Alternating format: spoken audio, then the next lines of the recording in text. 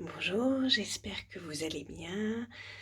Et aujourd'hui, en fait, j'avais envie d'aborder avec vous une notion un peu vilaine. En effet, je voulais vous parler de la curiosité dont on dit que c'est un vilain défaut. Euh, et pourquoi je voulais aborder avec vous cette notion-là? Eh bien parce que je crois qu'au contraire, la curiosité nous raccorde à notre âme d'enfant et à une certaine forme d'enthousiasme. Je m'explique. Quand nous sommes tout petits, eh bien chaque expérience que nous faisons en fait est absolument nouvelle. C'est la première fois en fait que nous expérimentons telle ou telle chose. C'est la première fois que nous voyons de la neige, c'est la première fois que nous allons à la mer et que nous découvrons ce sol meuble sous nos pieds, que nous nous retrouvons peut-être parfois à tomber et avoir du sable sur nos mains et ça fait une sensation particulière, un peu étrange en fait. En fait, quand on est tout petit, parce que tout est nouveau, tout est à découvrir, eh bien, nous sommes raccordés d'une certaine manière à toutes nos sensations. Et la curiosité, elle nous met en contact avec cela.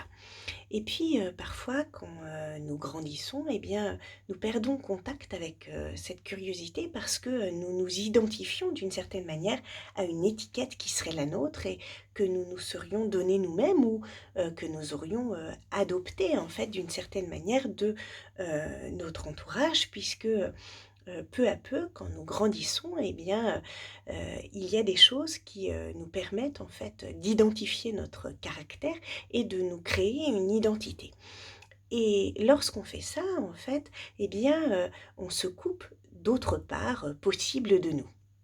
Alors je ne sais pas si vous savez, mais lorsque, nous sommes, encore dans le ventre de maman, eh bien, nous avons la capacité, la possibilité en fait, d'apprendre tous les sons du monde. Et puis au fur et à mesure, du temps et des 9 mois que nous passons, à l'intérieur du ventre, eh bien, nous, circonscrivons en fait un petit peu ces sons parce que nous entendons en fait nos parents parler et même le reste, de notre entourage, celui que nous allons, découvrir en sortant du ventre et peu à peu en fait, nous éliminons des sons, ceux qui ne seront pas utiles.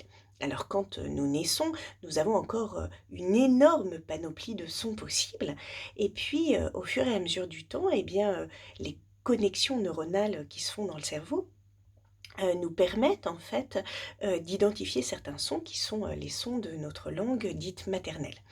Et puis, après et bien d'une certaine manière en fait, nous utilisons moins de sons.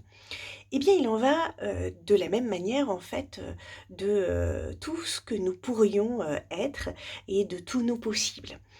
Et si, nous diminuons en fait notre curiosité, eh bien, d'une certaine manière, nous, z restreignons, j'ai envie de dire, le champ de nos possibilités. Donc j'aimerais en fait moi vous inviter aujourd'hui, à être beaucoup plus, curieux et à essayer de regarder le monde qui vous entoure avec, un regard un petit peu différent. Et pour cela, comment faire? Eh bien, il va falloir vous raccorder d'une certaine manière à vos sensations.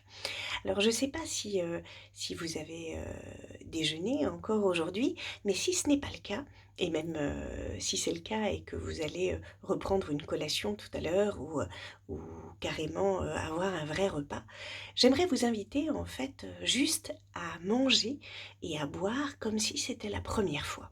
Essayez de sentir, ce que ça fait, dans la bouche, sous la dent, d'essayer de vous connecter comme ça, à vos sensations particulières.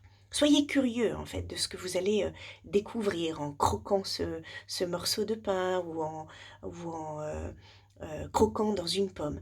Le goût, juteux peut-être, de la pomme, la texture si particulière. Soyez curieux. En fait, la curiosité, elle nous invite à nous reconnecter à ici et maintenant et à nous reconnecter à une forme d'enthousiasme, celle que nous avions quand nous étions tout petits. Ensuite, elle nous permet d'apprendre à mieux nous connaître. Pourquoi? Parce que lorsque nous ne sommes pas curieux, lorsque nous nous identifions à ce que nous croyons être nous-mêmes, eh bien, nous restreignons notre champ, en fait, nous restreignons notre univers et nous n'apprenons pas à voir ce qu'il pourrait y avoir de différent à l'intérieur de nous. Eh bien, la curiosité, elle nous invite à cela. Elle nous invite à une forme de générosité vis-à-vis de nous-mêmes qui nous permet en fait de nous réinventer. Et donc, j'aimerais vous proposer, peut-être pendant 8 jours, de vous inviter à être curieux vis-à-vis de vous, curieux dans vos relations. Essayez de redécouvrir les personnes de votre entourage, votre partenaire peut-être, et puisque nous sommes confinés, peut-être de les redécouvrir autrement. Je ne sais pas si vous avez des gens au téléphone, par exemple, écoutez le son de leur voix. Comment est-ce qu'elle est? Comment est le timbre? Est-ce qu'il est, suave? Est-ce qu'il est grave? Qu'est-ce que ça vous fait à l'intérieur? Et puis, la curiosité, je crois que elle nous permet, l'ouverture, elle nous permet, la joie aussi, parce que lorsque nous sommes curieux, eh bien, nous nous comportons différemment. En fait, nous laissons, une part de nous s'exprimer beaucoup plus librement et je crois que ça en vaut la peine. Alors, j'aurais envie de vous dire, soyez curieux de vous, soyez curieux des mots que vous employez, soyez curieux, peut-être aussi de votre visage. Essayez de vous regarder autrement, comme si vous vous découvriez pour la première fois devant le miroir.